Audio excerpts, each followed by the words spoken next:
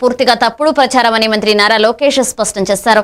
అసెంబ్లీలో ప్రజల ముందే అన్ని వాస్తవాలను వివరించాలని వైసీపీ ఉద్దేశపూర్వకంగా అసత్యాలు ప్రచారం చేస్తుందన్నారు. రాష్ట్రంలో ప్రజలకు మంచి చేయడమే తన ప్రభుత్వ లక్ష్యమని, విద్య, వైద్య రంగాల్లో ఎక్కడా రాజీ ఉండదని ధృవీకరించారు. మెడికల్ కాలేజీల నిర్మాణం పీపీపీ మోడల్లో జరుగుతుందని, ప్రజా ప్రయోజనాలు ఇప్పటికీ దెబ్బతినవని చెప్పారు. అసత్య ప్రచారంతో ఎప్పటికీ రాజకీయాలు చేయలేరని, ప్రజలు నిజాన్ని గుర్తించగలరని అన్నారు లోకేష్.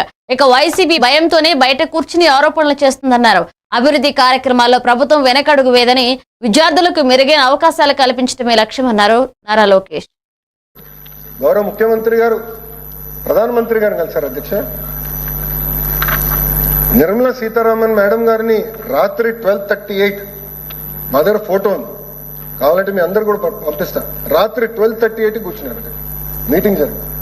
ఆ మీటింగ్ లో క్లించ్ చేశారు అధ్యక్ష. రివైవల్ ప్యాకేజ్, ప్రైవేటీకరణ జరగకూడదు, ఇది మా ఆంధ్రుల హక్కు, మాకు ఎమోషన్స్ అటాచ్ అయి ఉంది, కాపాడాలని మేము రిక్వెస్ట్ చేస్తే ఆ రోజు కుమారస్వామి గారు, సీతారామన్ మేడం గారు, ప్రధానమంత్రి గారు ముగ్గురు కలిసి ఏకంగా విశాఖ ఉక్కుకి పెద్ద ఎత్తున నిధులు కేటాయించారు, ఆదుకున్నారు అధ్యక్ష.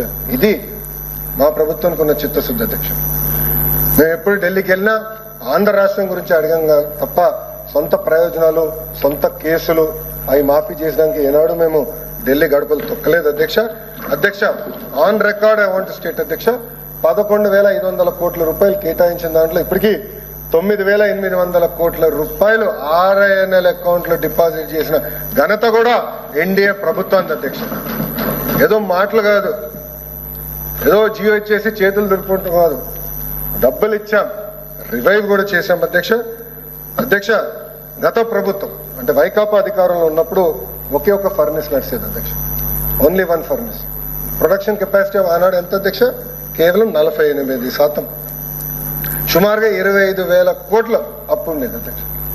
అలాంటిది ఇప్పుడు మేము 3 ఫర్నెసెస్ యాక్టివేట్